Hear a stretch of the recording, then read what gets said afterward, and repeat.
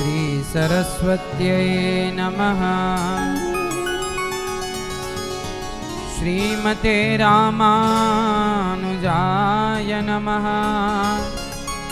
श्री राधा कृष्णाभ्यां नमः। नारायणं नमस्कृत्य नरं चैव नरोत्तमं देवीं सरस्वतीं व्यासं ततो जयमुदीरयेत्। लक्ष्मीनाथसमारम्भां नाथयामुनिमध्यमाम् अस्मदाचार्यपर्यन्तां वन्दे गुरो परम्पराम्।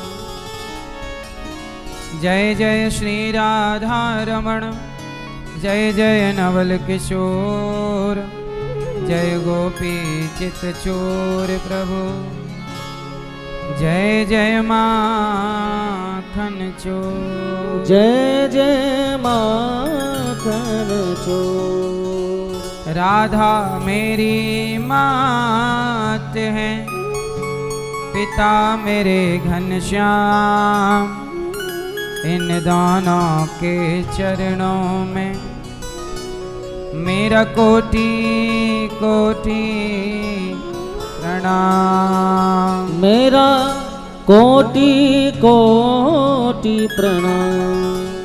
आए हो तो प्रेम से लो हरि का नाम, सब भक्तों को अनिरुद्ध की जय जय राधे श्याम। जय जय राधे श्याम, जय जय राधे श्याम, जय जय सीताराम। राधे राधे बोल श्याम आएंगे, आएंगे श्याम आएंगे। राधे राधे बोल श्याम आएंगे, आएंगे श्याम आएंगे। राधे राधे बोल श्याम आएंगे, आएंगे श्याम आएंगे। राधे राधे बोल श्याम आएंगे, आएंगे श्याम आएंगे। वृंदावन कहाँ दूर है, वृंदावन कहाँ दूर है, बरसाना कहाँ दूर है, बरसाना कहाँ दूर है। सब तेरी नजर का कसूर है। राधे राधे बोल श्याम आएंगे, आएंगे श्याम आएंगे। दोनों हाथ उठा के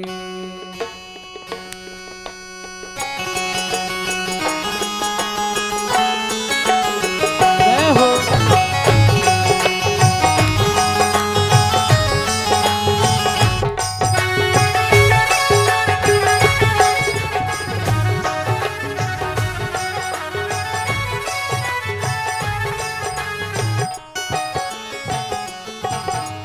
राधे राधे बोल श्याम आएंगे, आएंगे श्याम आएंगे। राधे राधे बोल श्याम आएंगे, आएंगे श्याम आएंगे। राधे राधे बोल श्याम आएंगे, आएंगे श्याम आएंगे। राधे राधे बोल श्याम आएंगे, आएंगे श्याम आएंगे। वृंदावन कहाँ दूर है, वृंदावन कहाँ दूर है, बरसाना कहाँ दूर है, बरसाना कहाँ दूर है। सब तेरी नजर का कसूर है। राधे राधे बोल श्याम आएंगे, आएंगे श्याम आएंगे। हाँ राधे राधे बोल श्याम आएंगे, आएंगे श्याम आएंगे।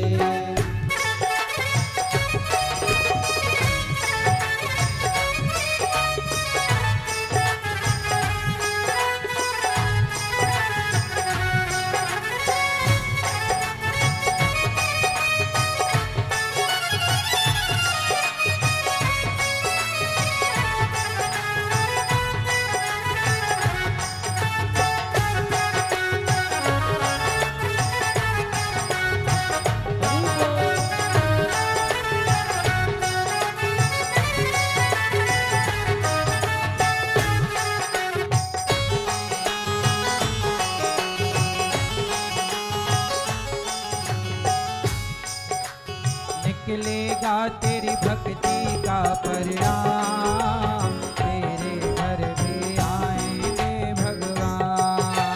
निकलेगा तेरी भक्ति का परिणाम, तेरे घर भी आएंगे घनश्याम।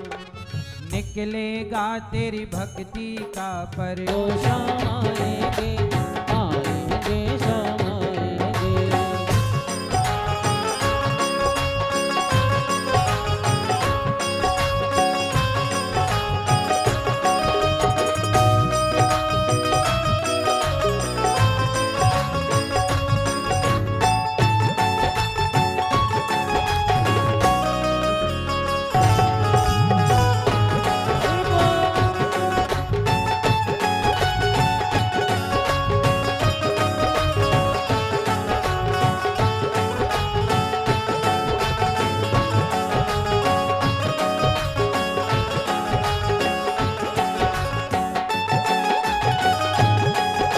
हरि बोल।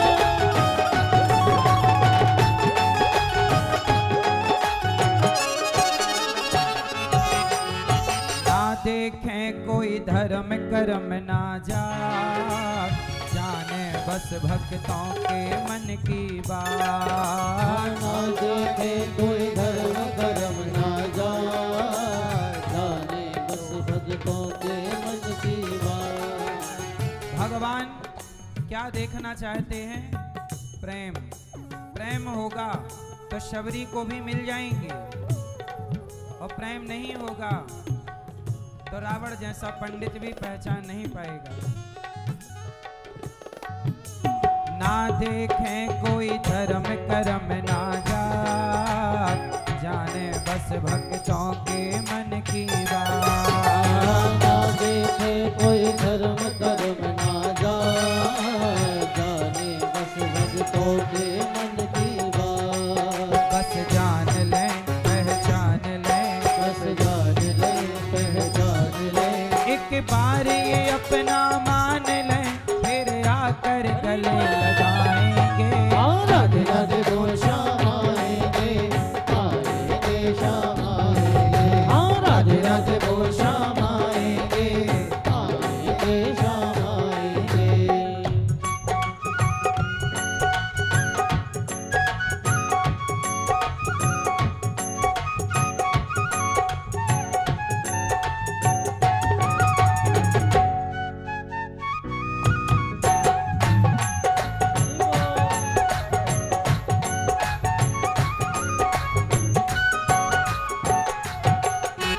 लाखों में किसी एक को चुनते हैं, अंदर की भीतर की अंदर की आवाज को सुनते हैं। लाखों में किसी एक को चुनते हैं, अंदर की आवाज को सुनते हैं। लाखों में लाखों में किसी एक को चुनते हैं, अंदर की आवाज को सुनते हैं। लाखों में किसी एक को चुनते हैं, अंदर की आवाज को सुनते हैं। बस जान ले पहचान ले, बस जान ले पहचान ले, एक बार ये अपना मान ले, एक बार ये अपना मान ले, फिर आकर गले लगाएंगे। राधे राधे बोल श्याम आएंगे, आएंगे श्याम आएंगे। राधे राधे बोल श्याम आएंगे, आएंगे श्याम आएंगे। वृंदावन कहाँ दूर है, वृंदावन कहाँ दूर है, बरसाना कहाँ दूर है, बरसाना कहाँ दूर है, सब तेरी नजर का कसूर है। राधे राधे बोल श्याम आएंगे, आएंगे श्याम आएंगे। राधे राधे बोल श्याम आएंगे, आएंगे श्याम आएंगे। राधे राधे बोल श्याम आएंगे, आएंगे श्याम आएंगे। राधे राधे बोल श्याम आएंगे, आएंगे श्याम आएंगे, आएंगे श्याम आएंगे, आएंगे श्याम आएंगे। वत्सल भगवान की की जय।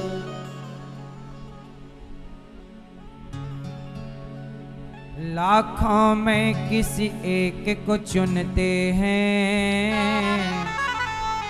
अंदर की आवाज को सुनते हैं। बस जान ले पहचान ले, एक बार ये अपना मान ले, एक बार और ये अपना मान ले, फिर आकर गले लगाएंगे। राधे राधे बोल श्याम शाम आएंगे, आएंगे, श्याम आएंगे। राधे राधे बोल श्याम शाम आएंगे, आएंगे शाम आएंगे। भगवान ना देखें कोई धर्म कर्म ना जात।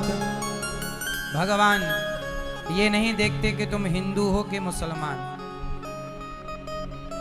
अब रसखान मुसलमान थे, लेकिन भगवान मुसलमान को भी मिले कि नहीं? भगवान हमारे ऐसे हैं, चलो रसखान तो मुसलमान थे, गजेंद्र तो हाथी है। गजेंद्र तो हाथी नाम का एक, गजेंद्र नाम का एक हाथी था। उस हाथी ने जब सूंड उठा के पुकारा, ओम नमो भगवते तस्मै यद एतच्चिदात्मकं पुरुषाया दिवीजाय परेशायाभिधीमहि। जब पुकारा दौड़ पड़े भगवान श्री हरि। तो भगवान ये नहीं देखते कि तुम हिंदू हो कि मुसलमान, भगवान ये देखते हैं कि तुम प्रेम कितना करते हो। यदि प्रेम है तो तुम्हारे लिए भगवान अपना बैकुंठ भी खाली कर देते हैं, जैसे ध्रुव जी के लिए कर दिया। तुम्हारे अंदर प्रेम है तो तुम्हारे लिए खंबे से भी प्रकट हो जाएंगे, जैसे प्रहलाद जी के लिए आ गए। प्रेम है तो तुम्हारे आगे पीछे डोलेंगे, जैसे गोपियों के आगे पीछे डोलते हैं। प्रेम है तो जूठे बेर खा लेंगे, शबरी के खाए, सूखे चावल खा लेंगे, सुदामा के खाए, केला का छिलका खा लेंगे, विदुरानी से खाए। प्रेम है तो सब जायज है, और प्रेम नहीं है तो सोने की लंका भी जला देंगे, रावण जैसे बलवानों का भी नाश कर देंगे। इसलिए भगवान से प्रेम, जब भी ईश्वर को देखो तो नजरों में क्या हो? प्रेम हो। प्रेम की दृष्टि से भगवान को देखा करो। प्रेम किसे कहते हैं? प्रेम जो भरत जी ने किया वो प्रेम है। माँ ने कहा कि तुम राजा बन जाओ। भरत जी ने कहा, माँ यदि मैं राजा बन गया। वशिष्ठ जी ने कहा, मीटिंग रखी, पिता का जब संस्कार हो गया दशरथ जी का, ऐसी सभा लगी। सभा में वशिष्ठ जी ने कहा कि भैया भरत, अब तुम राजा बन जाओ। तुम्हारे पिता की अंतिम इच्छा है कि राम वनवास जाएं, तो राम चले गए, और पिता की दूसरी इच्छा है कि तुम राजा बनो, अब तुम राजा बन जाओ। भरत जी बोले, गुरुजी यदि मैं राजा बन गया ना, ये पृथ्वी रसातल में चली जाएगी। बॉलीवुड में अश्लील चित्र होते हैं, तो बॉलीवुड के उस अश्लील गाने, अश्लील चित्र को देखने वाले ज्यादा हैं और कथा सुनने वाले लोग कम हैं। कलयुग है। अच्छाई दूध पीने वाले कम हैं, दारू पीने वाले, बादाम खाने वाले कम हैं, गुटखा खाने वाले। बादाम 1000 रुपए किलो है, क्यों? 1000-1200 होगी लगभग। बादाम 1000 रुपए किलो है, और गुटखा 5000 रुपए किलो है। 10,000 गुटखा जोर से 10,000 रुपए किलो है। तो बादाम स्वास्थ्य के लिए सही है कि गुटखा? तो बादाम नहीं खाते लोग जो सही है। 1000 रुपए किलो है, 10,000 रुपए किलो वाला गुटखा खाएंगे और मुंह और खराब कर लेंगे। तो कलयुग है, यहां अच्छाई लोग नहीं समझते, यहां बुराई बिकती है। क्या बिकती है? बुराई। गुटखा अच्छाई है कि बुराई? बिक रहा है कि नहीं? शराब अच्छाई है कि बुराई? बिक रही है कि नहीं? कलयुग है। कलयुग में जूता बिकेगा शोरूम में और भगवत गीता बिकेगी फुटपाथ पर। कलयुग है। कुत्ते सोएंगे मखमल के गद्दे पे और गाय चबाएगी पॉलिथीन। कलयुग है। ये युग धर्म है। इस बदलते हुए युग को कोई रोक भी नहीं सकता। अब ये युग ही है कलयुग। तो जहां सब उल्टा होने लग जाए, अच्छी बात उल्टा। अब हम कहते हैं माँ बाप की सेवा करो और गुटखा ना खाओ, गलत ना करो, तो हमें क्या बोलते हैं कुछ लोग? अरे पाखंडी है। और बॉलीवुड क्या कहता है? दाने दाने में केसर का दम। तो उन्हें कह रहे हैं सुपरस्टार। जो गुटखा बेच रहा है उसे क्या बोला जा रहा है? सुपरस्टार। और जो संत आपके हित की बात करते हैं उन्हें ढोंगी, पाखंडी। सही है गलत है? कलयुग है। कलयुग में अच्छाई की कीमत नहीं होती, बुराई की कदर हो। आप जितने बुरे होंगे उतना आपका यश, कीर्ति और धन धान्य और आपकी ग्रोथ हो जाएगी। और सही पर चलेंगे तो आप धीरे धीरे विकसित होंगे। लेकिन ये याद रखिएगा कि पत्थर कितनी तेजी से ऊपर जाता है, जितनी तेजी से ऊपर उतनी तेजी से गलत व्यक्ति तेजी से आगे बढ़ेगा, पर पतन भी तेजी से। इसलिए आप गलत रास्ता मत अपना लीजिएगा। सही व्यक्ति धीरे धीरे चलता है पर वो अपने वास्तविक लक्ष्य को पाता है। दुर्योधन ने गलत रास्ते पे चल तो पड़ा, आप मत चलिएगा सही पर। अब दुनिया गुटखा बेच रही है तो क्या हम भी बेचने लग जाए? नहीं। आप अपना धर्म ना छोड़िए, आप अपना सत्य ना छोड़िए। धन के पीछे पागल मत हो जाइए कि धन के पीछे कुछ भी कर लें। सही है? कलयुग है, ये थोड़ा युग धर्म है। तो भगवान के 16,108 विवाह हुए, सबसे बच्चे हुए। एक दिन क्या हुआ, भगवान रुक्मणी जी से वार्ता हुई और अनिरुद्ध का विवाह। भगवान के पुत्र हुए प्रद्युम्न, जिन्होंने सम्रासुर को मारा, रति से विवाह किया। और भगवान के पुत्र प्रद्युम्न और प्रद्युम्न के पुत्र का नाम अनिरुद्ध। क्या नाम पड़ा? भगवान के पौत्र का नाम है अनिरुद्ध, जिनका विवाह उषा जी के साथ हुआ। ठीक है? तो देखो भगवान भी गृहस्थ में आए, प्रद्युम्न जी भी गृहस्थ में आए, अनिरुद्ध जी भी गृहस्थ में आए। इसलिए गृहस्थाश्रम सबसे श्रेष्ठ है। पर कब? आप गृहस्थ में रहकर यज्ञ करते रहिएगा। कौन सा यज्ञ? सेवा का यज्ञ। केवल स्वाहा स्वाहा को ही यज्ञ नहीं कहते, सेवा यज्ञ है। जैसे ये दास अनिरुद्ध, हम भी गृहस्थ हैं, तो गृहस्थ का मुख्य धर्म क्या है आप बताओ? गृहस्थ का मुख्य धर्म क्या है? ये दादाजी बताएंगे। ये गृहस्थ का मुख्य धर्म क्या है आप बताओ? किसकी? भैया बताएंगे। गृहस्थ का मुख्य धर्म क्या है?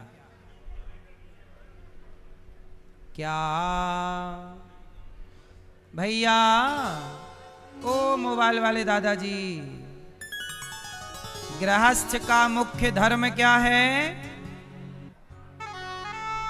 जोर से। क्या? हाँ, गृहस्थ के मुख्य 4 धर्म हैं।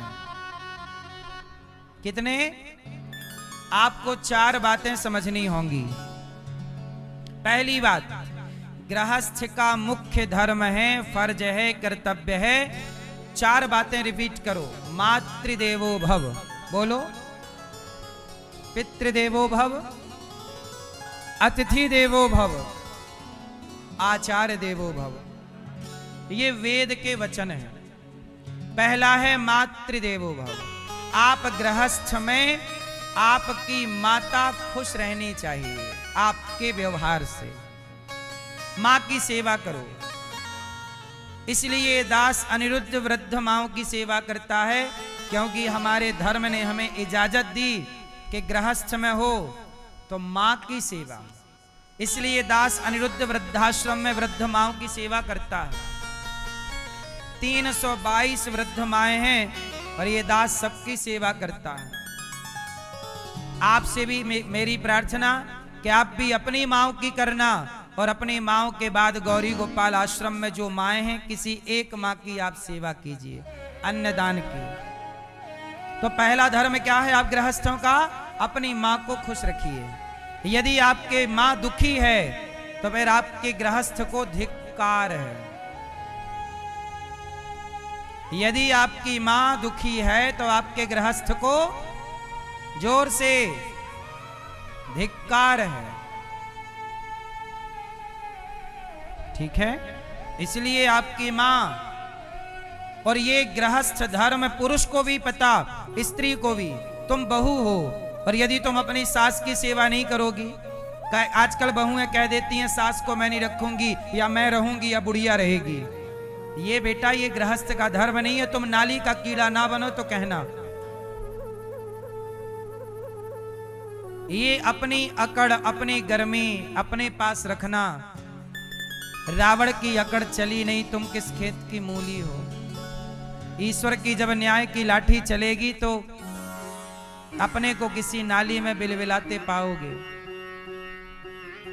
इसलिए मां की सेवा, आपके पति की मां आपकी भी मां है, उसकी सेवा करना आपका प्रथम धर्म है। यही गृहस्थ का धर्म है। पहला धर्म मातृदेवो भव। मां, यदि तुम्हारी मां तुमसे खुश है तो तुम धन्य हो, तुम्हारा गृहस्थ धन्य है। प्रणाम है इस गृहस्थ को। और मां नाराज है, तुमसे रो रही है, दवाई नहीं तुम करा पाते, तुम्हारी मां को पेट भर तुम रोटी नहीं दे रहे हो, मां का ख्याल नहीं, तो धिक्कार है ऐसे गृहस्थ को। दूसरा पितृदेवो भव। पिता की सेवा। तुम्हारा पिता प्रसन्न है तो प्रणाम है तुम्हारे गृहस्थ आश्रम को, और तुम्हारे पिता तुमसे प्रसन्न नहीं है। देखो, तुम अपने पिता के प्रति श्रद्धा रखो, मां के प्रति श्रद्धा रखो, सम्मान दो। अब तुम्हारे माँ बाप ही प्रसन्न ना होएं वो अलग विषय है। कि हमने बाप की सेवा तो की पर हमारा बाप खुशी नहीं हो रहा है, वो अलग विषय है। सब तरह के समाज में लोग होते हैं, तो आप अपनी तरफ से कसर ना छोड़िए। तो मात्र मां की, पिता की। और तीसरा अतिथि देवो भव। इसलिए गौरी गोपाल आश्रम में वृद्ध माएं भी और वृद्ध पिता भी यहाँ पर रहते हैं। तो वृद्ध पिताओं के लिए भी यहाँ पर ये है, जो भी आप वृद्ध पिता भी जो जरूरतमंद होते हैं उनकी सेवा ये दास करता है। तो तीसरा अतिथि देवो भव। गौरी गोपाल आश्रम में आप हमारे कौन हैं? अतिथि। तो आप अतिथि, आपके घर तो 2 लोग आते हैं अतिथि, 4 अतिथि आए, 5, हमारे पास हजारों अतिथि आते हैं। और गृहस्थ का धर्म है कि आपके द्वार पर जो अतिथि आए उसको भोजन देना आपका धर्म है। इसलिए गौरी गोपाल आश्रम में जितने लोग आते हैं 25 से 30 हजार पर डे, सबको भोजन गौरी गोपाल में निःशुल्क दिया जाता है। क्यों? क्योंकि ये दास गृहस्थ है और गृहस्थ के द्वार पर जो आए सबको भोजन देना हमारा ये धर्म है। इसलिए यहाँ अखंड रसोई चलती है। 25 से ये देखो रसोई दिन भर भोजन चलता है। आपसे कहता हूं कि आप भी सहयोग करें तो कल का भोजन अतिथियों को आपकी ओर से, तो आप भी पुण्य के भागीदार हो जाएंगे। भाई यज्ञ चल रहा है, जो आहुति डालता चलेगा सेवा की वो उसका अधिकार मिलता जाएगा।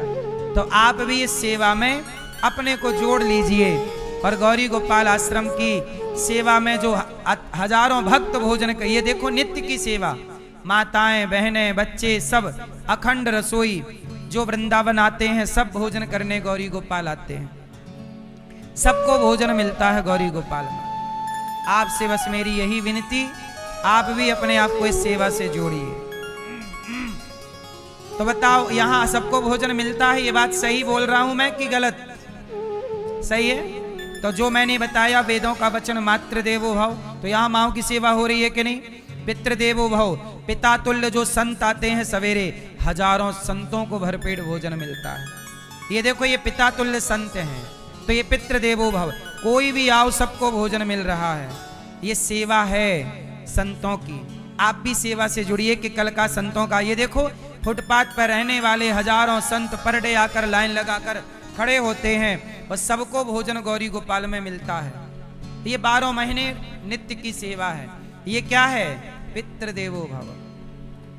आप भी सेवा करिए कि कल की रसोई, कल का नक्षत्र आप बंटवाएंगे, कल संतों का भोजन आप कराएंगे। आप इस योग्य हैं तो बताइए पितृदेवो भव हुआ कि नहीं? अतिथि देवो भव हुआ कि नहीं? आचार्य देवो भव। अपने गुरुजनों की सेवा जितनी कर सकते हो कीजिएगा।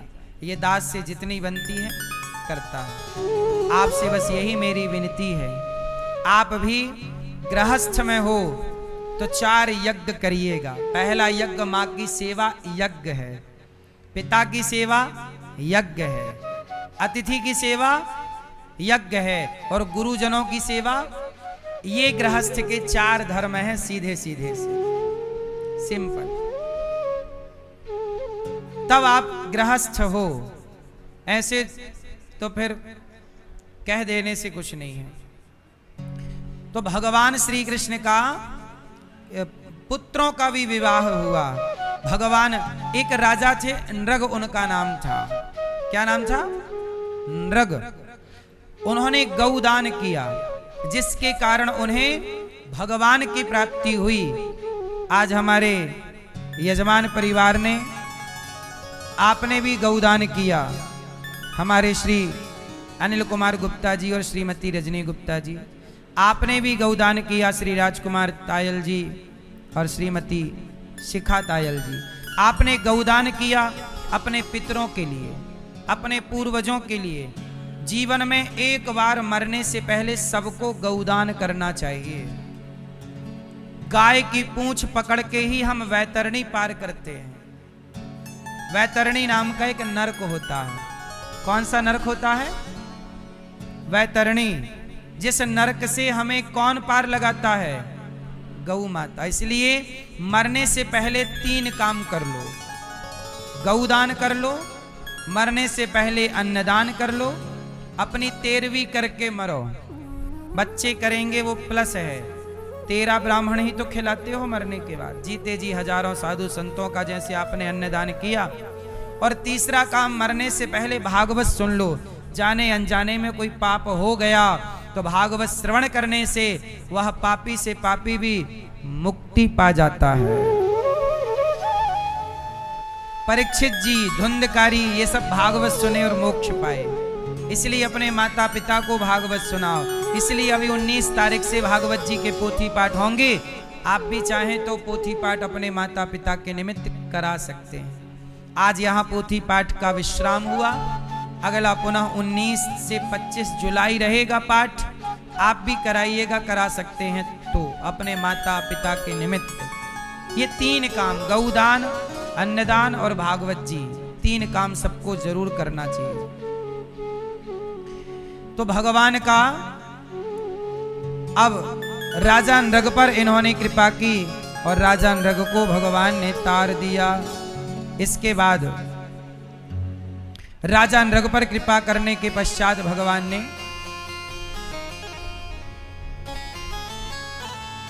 पौंड्रक और काशीराज का उद्धार किया। पौंड्रक नाम का एक राजा, जो नकली भगवान, अपने को भगवान घोषित कर रहा था, मैं भगवान। अच्छा ये बताओ भगवान कितने होते हैं? जोर से, कितने मैया? 5? कितने? कितने? ईश्वर एक है, भगवान एक हैं।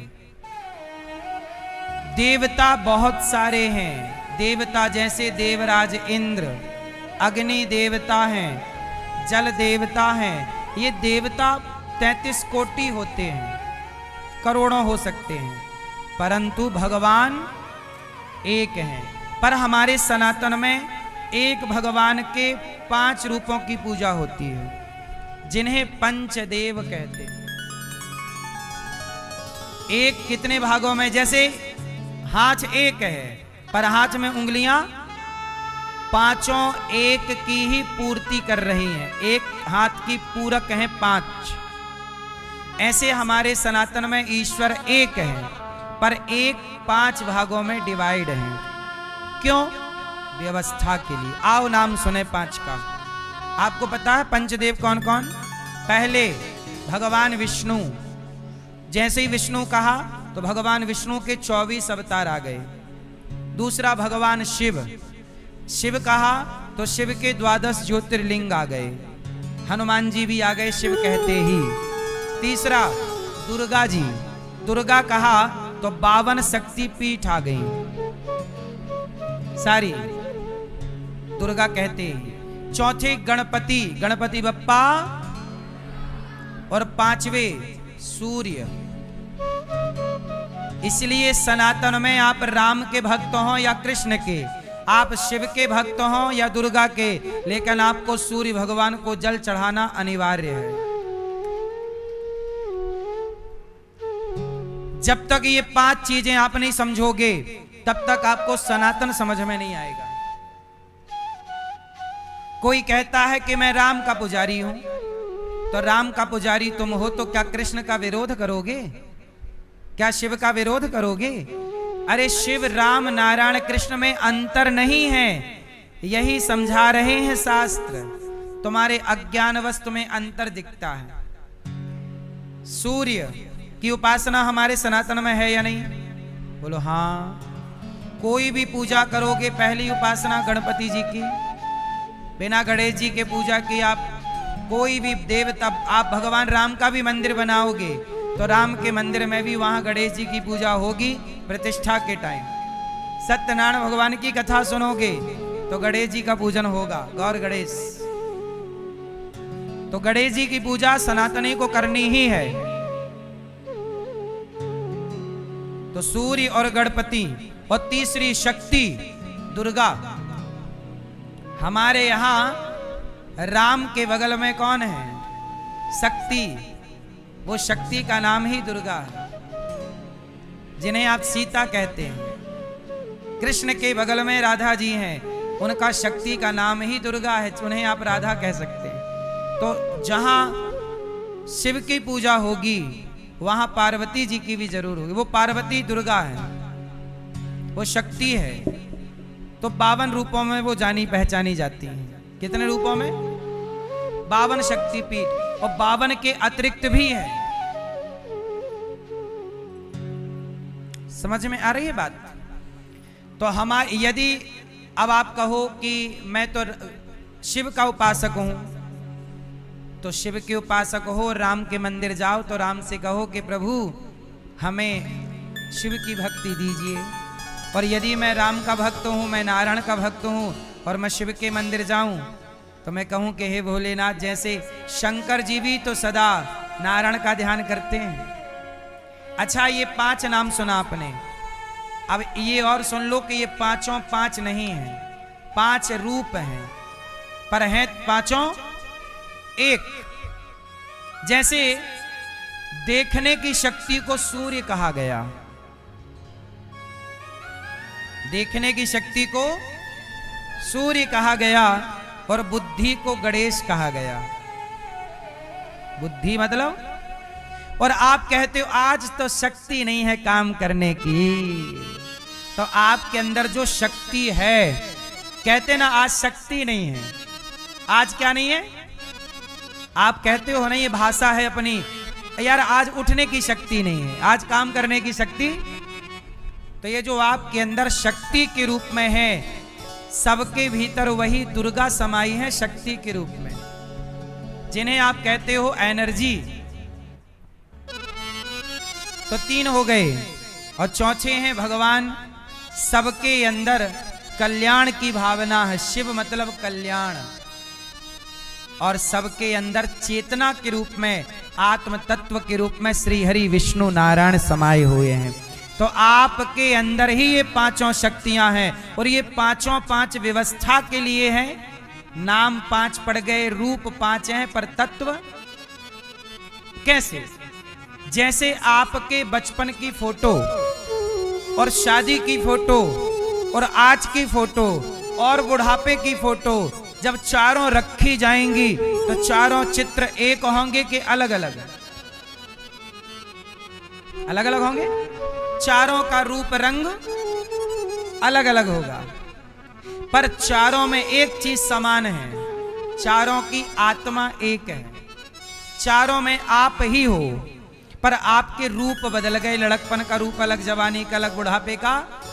ऐसे ही जैसे आपके रूप बदले हैं, आप नहीं बदले, आपके रूप बदले हैं, आप नहीं बदले। ऐसे भगवान के रूप बदले हैं 5, भगवान नहीं बदले। भगवान नारायण वही, मूल शक्ति भगवान श्रीमन नारायण। इन 5 की मूल शक्ति क्या है? भगवान श्री हरि नारायण क्षीर सागर लेटे हैं, लक्ष्मी जी चरण, वही छवि है मूल। व्यवस्थाओं में 3 रूपों में और डिवाइड हो जाते हैं, ब्रह्मा विष्णु और, पर ब्रह्मा जी को पंचदेव में स्थान नहीं दिया गया। पंच देवताओं में ब्रह्मा जी का नाम नहीं है। तो ये सनातन थोड़ा इतना सरल नहीं है, इसलिए तो अंग्रेजों की खोपड़ी में चढ़ा नहीं सनातन, तो भाग गए। हमारे ऋषियों ने सरल नहीं बनाया। आप प्रेमी हो, सत्संगी हो तो सब प्राप्त होगा।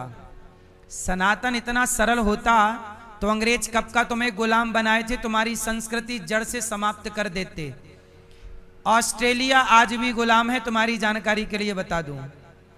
ऑस्ट्रेलिया को जब अंग्रेजों ने गुलाम बनाया, पता है आपको, ऑस्ट्रेलिया आज भी गुलाम है। जो वहां की मूल आबादी है समाप्त है, 1000-2000 लोग बचे हैं बस।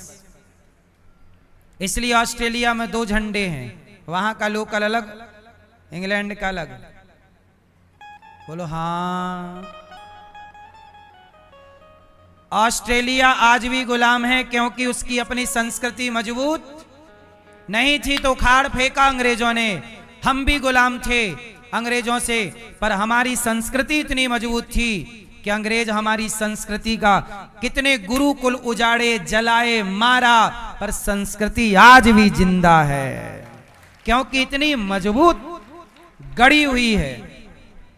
सनातन समझना सबके बस का नहीं है। यह कोई गुड्डा गुड्डी का खेल नहीं है कि आप समझ लो। अंग्रेजों ने, मुगलों ने नालंदा को जला दिया। मुगलों ने 1000 साल गुलाम रहा यह देश, फिर भी गीता जिंदा है, वेद पुराण जिंदा, जबकि सारे जला रहे थे। पर हमारे ऋषि मुनि अपने बेटों को लेके ना भागे, वेद पुराण को लेकर भागे कि हमारा बच्चा तो फिर आ जाएगा, संस्कृति जीवित रहेगी तो यह देश जीवित रहेगा। वरना यह देश का नाम आज भारत ना होकर अंग्रेज इसका भी नाम कुछ और रख देते। इस देश का नाम इंडिया किसने रखा है?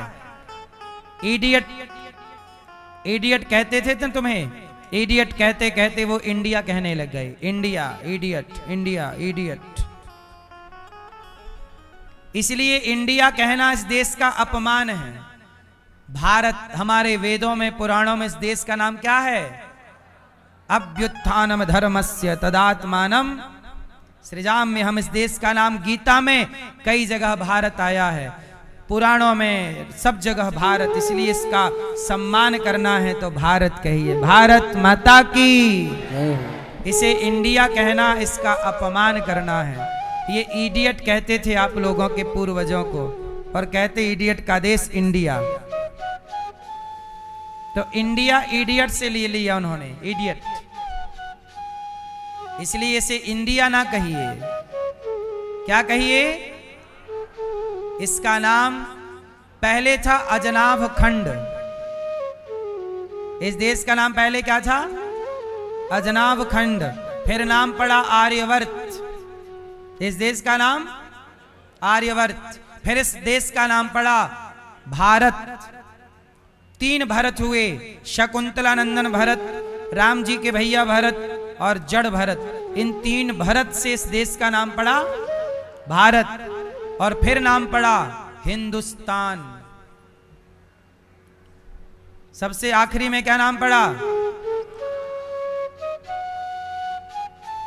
फिर नाम पड़ा, अंग्रेज आए तो इंडिया। आप किस नाम से प्यार करेंगे ज्यादा? इंडिया छोड़ के बाकी सारे नाम सही है। मैया कहां चली नाम बदलने? बदल के आओ, भारत ही नाम होना चाहिए, इंडिया नहीं। मैया बोली मैं जाती हूं, मोर्चा संभालूंगी।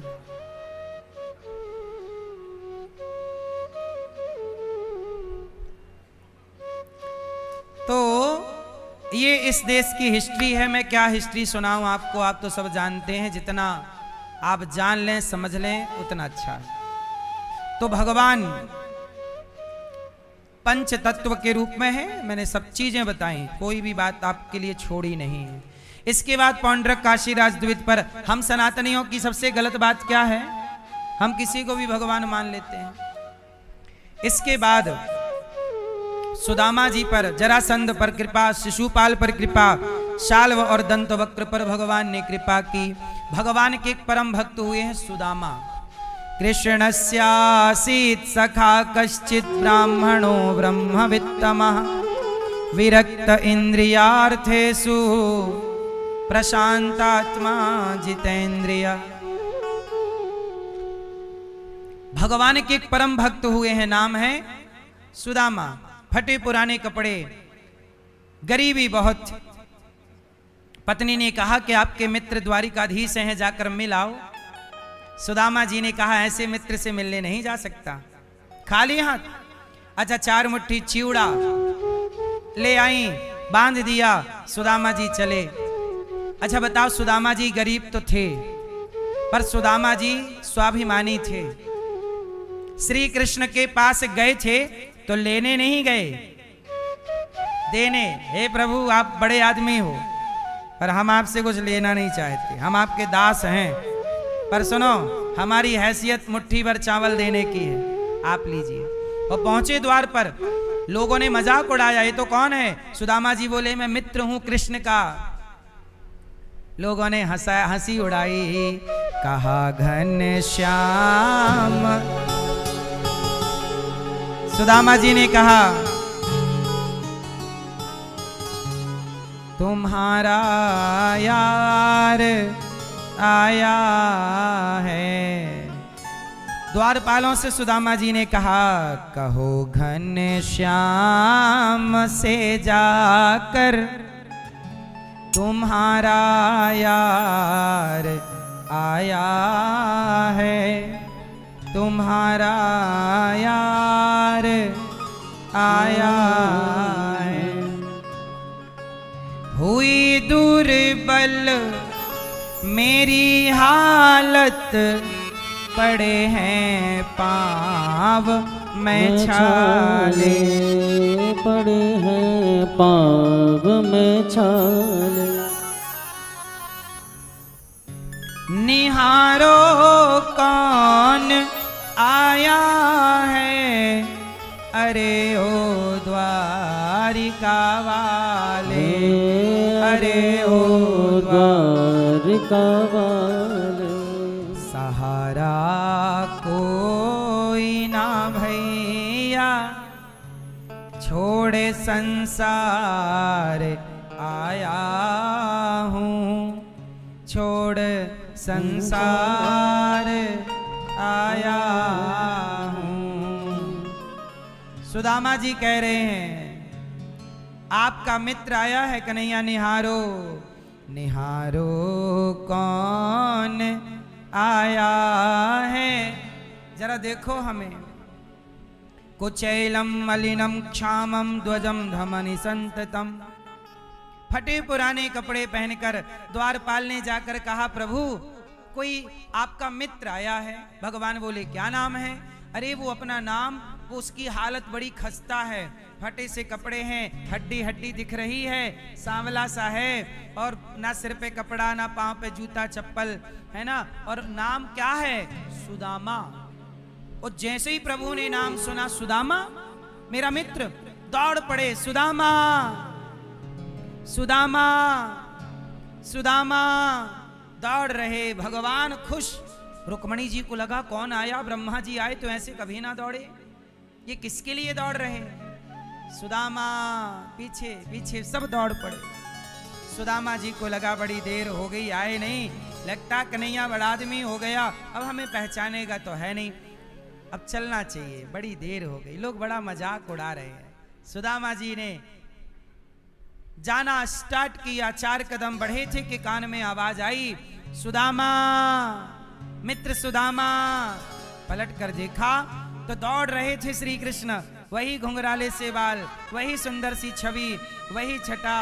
दौड़ करके भगवान ने सुदामा को अपने हृदय से लगा लिया। सुदामा कहाँ जा रहे थे तुम। सुदामा ने कहा प्रभु आपने बड़ी देर लगा दी, अच्छा ये बताइए आपने हमें पहचाना कि नहीं। श्याम सुंदर बोले मित्र, कोई अपने बचपन के मित्र को भूल सकता है।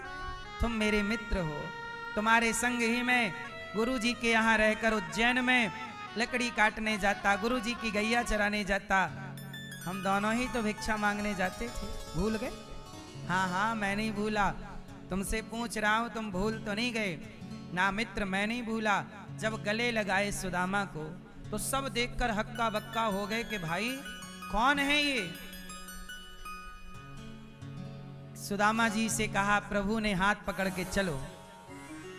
सुदामा जी ने कहा नहीं नहीं आज्ञा दो, अब मैं जाऊं। कहां जाना है? घर।